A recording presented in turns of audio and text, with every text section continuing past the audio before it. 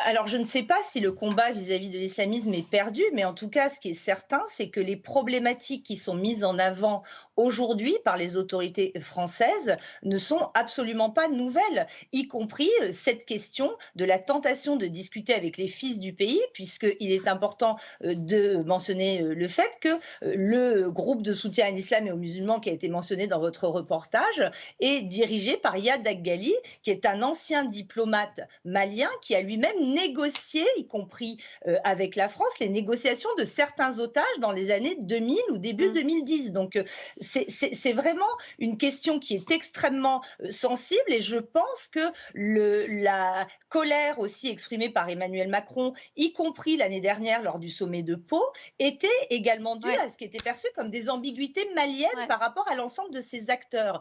L'islamisation, en effet, elle est présente, elle est perceptible, mais la question est de savoir si le meilleur moyen de la combattre est de recourir à l'instrument militaire.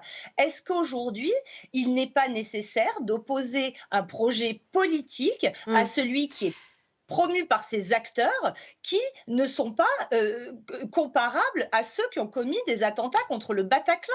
Ils ont un Mmh. projet en termes moral, en termes de société, en termes de mœurs, en termes d'éducation, et c'est à cela qu'il est aujourd'hui urgent de répondre, y compris s'il le faut en utilisant l'instrument militaire dans la réponse. Mais la Ouais. réponse militaire ne peut pas combattre, en effet, cette façon rampante qu'a de s'imposer un projet politique conservateur Ouais. salafiste.